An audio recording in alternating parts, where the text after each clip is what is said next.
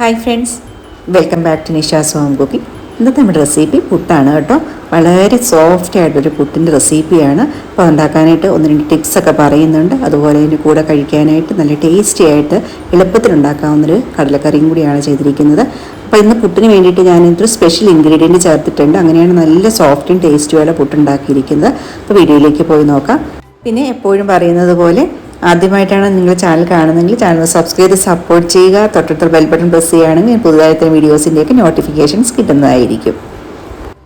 പുട്ടുണ്ടാക്കാനായിട്ട് ഇപ്പോൾ ഞാൻ എടുത്തിരിക്കുന്നത് വറുത്ത പൊടി, നമ്മൾ പുറത്തുനിന്ന് മേടിച്ചിരിക്കുന്ന പൊടിയാണ്, അതാണ് എടുത്തിരിക്കുന്നത്. ഒരു കപ്പ് പൊടി എടുത്തിട്ടുണ്ട്. നമുക്കത് പുട്ടുണ്ടാക്കാനായിട്ട് ആദ്യം നമുക്ക് നനച്ചെടുക്കാം. അപ്പോൾ നനച്ചെടുക്കാനായിട്ട് ബൗളിലോട്ട് ചേർത്ത് കൊടുത്തിട്ടുണ്ട്. ആവശ്യത്തിന് ഉപ്പ് ചേർത്ത് കൊടുക്കാം.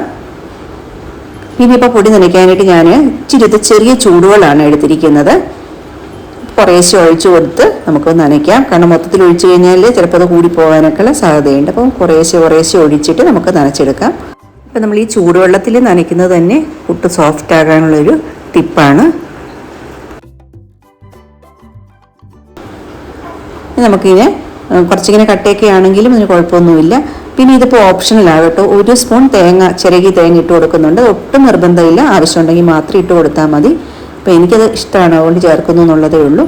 ഇപ്പോൾ അതേ കണ്ട് നമ്മൾ കുറച്ചൊക്കെ നനച്ച് തുടങ്ങിയപ്പോഴത്തേക്കും ആ വെള്ളത്തിൻ്റെ ചൂടൊക്കെ മാറിയിട്ടുണ്ട്. നമുക്ക് കൈകൊണ്ട് പോലെ ഒന്നും കൂടി തിരുമ്മി എല്ലായിടവും ഒന്ന് വെള്ളമൊക്കെ കറക്റ്റായി വരുന്നുണ്ടോ എന്നൊക്കെ ഒന്ന് നോക്കാം. ഇതുപോലെ ഇച്ചിരി ഒന്ന് കട്ടയൊക്കെ ഒന്ന് കൈകൊണ്ട് ഇങ്ങനെ ഉടച്ച് വെള്ളമൊക്കെ കൂടുതൽ അതിൻ്റെ കറക്റ്റ് എല്ലാ സ്ഥലത്തേക്കും വരുന്ന പോലെ ഒന്ന് ആക്കി വെക്കാം. ഇനി നമുക്ക് ഒരു 10 മിനിറ്റ് നേരം അടച്ചു വെക്കാം. അപ്പോൾ പുട്ടിൻ്റെ കൂടെ കഴിക്കാനായിട്ട് കടലക്കറിയാണ്. അപ്പോൾ ഈ കടല ഞാനൊരു രാത്രി തന്നെയാണ് കുതിർത്താനിട്ടത്. അപ്പോൾ രാവിലെയാണ് ഉണ്ടാക്കുന്നത്. നമ്മൾ കുക്കറിലോട്ടാണ് ഇട്ട് കൊടുത്തിരിക്കുന്നത്. ആവശ്യത്തിന് വെള്ളം ഒഴിക്കാം. അതിനുശേഷം ചെറുതായിട്ട് അരിഞ്ഞ സവോള, വെളുത്തുള്ളി, ഇഞ്ചി, കറിവേപ്പില, പിന്നെ കുറച്ച് തേങ്ങാക്കൊത്തും കൂടി ചേർക്കുന്നു. ഓപ്ഷനാണ് കേട്ടോ, വേണമെങ്കിൽ മാത്രം ചേർക്കാം. പിന്നെ ഒരു ചെറിയ തക്കാളിയും കൂടി ചേർത്തിട്ടുണ്ട്. അപ്പോൾ ഇത്രയും സാധനങ്ങളാണ് ഇതിനകത്ത് ഞാൻ വെജിറ്റബിൾസ് ചേർത്തിരിക്കുന്നത്. ആവശ്യത്തിന് ഉപ്പും ചേർത്ത് കൊടുത്തിട്ട് പിന്നെ വേണ്ടത് മഞ്ഞൾപ്പൊടിയാണ് 1/2 ടീസ്പൂൺ ഇട്ടിട്ടുണ്ട്. മുളക് പൊടി 1 ടീസ്പൂൺ ഇട്ടിട്ടുണ്ട്. പിന്നെ മല്ലിപ്പൊടിയാണ് ഒരു 4 ടീസ്പൂൺ ഇട്ടിട്ടുണ്ട്. ഇത്രയും സാധനങ്ങളാണ് ചേർത്ത് കൊടുത്തിരിക്കുന്നത്. പിന്നെ വേണ്ടത് 2 ചെറിയ കറുവാപ്പട്ടയുടെ കഷ്ണം എടുത്തിട്ടുണ്ട്. ഒരു 3 ഏലക്കയും കൂടി ചേർത്ത് കൊടുത്തിട്ടുണ്ട്. നല്ലപോലെ നമുക്കിതൊന്ന് മിക്സ് ചെയ്തിട്ട് കുക്കർ അടച്ച് വെച്ച് വേവിക്കാൻ വെക്കാം. സമയത്ത് വെന്ത് വരുന്ന സമയത്ത് നമുക്ക് ഇതിനോട്ട് ചേർക്കാനായിട്ട് ഞാനിപ്പോൾ ഒരു മസാല ഉണ്ടാക്കുന്നുണ്ട്. അതിനകത്ത് കുറച്ച് തേങ്ങ, 2 ടേബിൾ സ്പൂൺ തേങ്ങ, കുറച്ച് കുരുമുളക് പൊടി, പിന്നെ സ്പെഷ്യലായിട്ട് കുറച്ച് പെരിഞ്ജീരകം ചേർക്കുന്നുണ്ട്. അതുപോലെ കുറച്ച് ഗരം മസാലയും കൂടി ചേർത്ത് നല്ലപോലെ പേസ്റ്റ് പോലെ നമുക്ക് അരച്ചെടുക്കണം.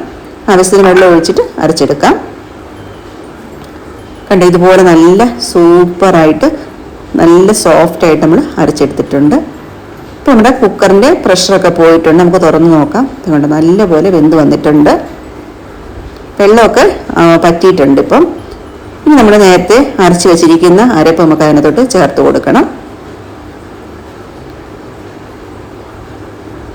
അപ്പോൾ അരപ്പ് ചേർത്ത് കഴിയുമ്പോഴത്തേക്കും നമുക്ക് ബാക്കി കുറച്ച് വെള്ളവും കൂടിയൊക്കെ മിക്സിയൊക്കെ കഴുകിയ വെള്ളവും കൂടി അതിനകത്തോട്ട് ചേർത്ത് കൊടുക്കാം. നമുക്ക് എന്തോ കറിക്ക് നീട്ടം വേണോ അതിനനുസരിച്ച് വേണം നമുക്ക് വെള്ളം ചേർത്ത് കൊടുക്കാനായിട്ട്.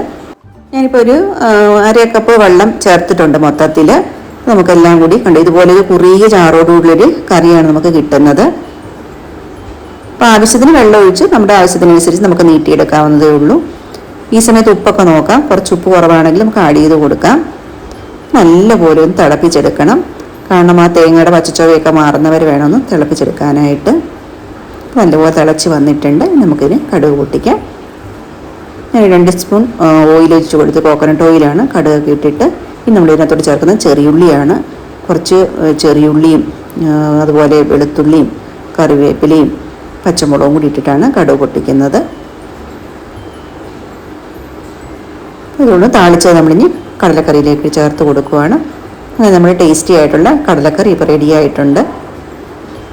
നമ്മൾ നേരത്തെ നമ്മൾ പൊടി കുഴച്ച് വെച്ചിരിക്കുന്ന മാവ് നമുക്കൊന്ന് തുറന്ന് നോക്കാം.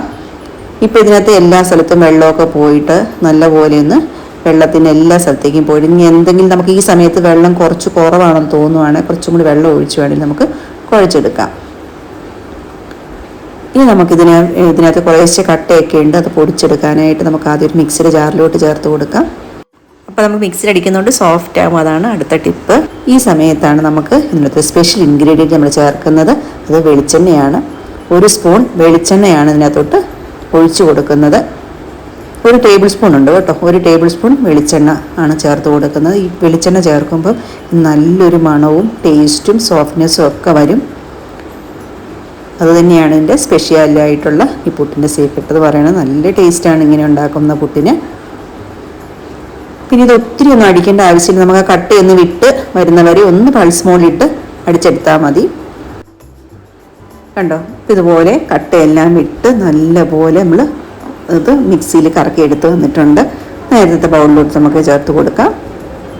ഇനി ഒന്നുമില്ല, നമുക്കിനി റെസ്റ്റ് ചെയ്യാൻ വെക്കേണ്ട ആവശ്യമൊന്നുമില്ല. നമ്മൾ പുട്ട് ഉണ്ടാക്കാനായിട്ട് തുടങ്ങാം. കണ്ടോ, ഇതുപോലെയാണെങ്കിൽ നമ്മൾ പിടിച്ച് കഴിയുമ്പോൾ ഒരു കട്ടയും പൊടിച്ച് കഴിയുമ്പോൾ ഇതുപോലെ നല്ല പൊടിഞ്ഞങ്ങ് പോകണം. ഈ ഒരു പാകത്തിലാണ് നമുക്ക് പുട്ടിൻ്റെ പൊടി നമ്മൾ കുഴച്ചെടുക്കുന്നത്. പുട്ടിൻ്റെ പൊടി കാണുമ്പോൾ തന്നെ അറിയാമല്ലോ, നല്ല സോഫ്റ്റായിട്ടാണ് ആ പൊടിയും കിട്ടിയിരിക്കുന്നത്.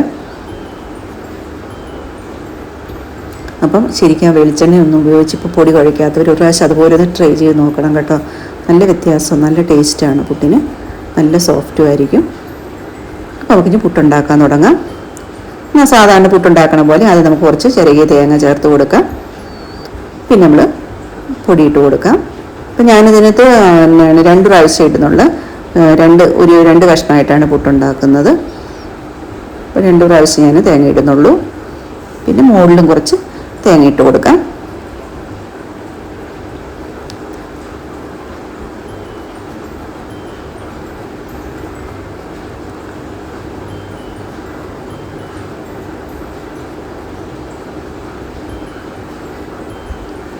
ഇത് ഞാനിപ്പം ഇത് പുട്ട് കലത്തിലാണ്, പുട്ടിൻ്റെ കുറ്റിയിൽ മറ്റേ ഇതിനകത്താണ് വെള്ളം തിളപ്പിക്കാൻ വെച്ചിട്ടുണ്ട്.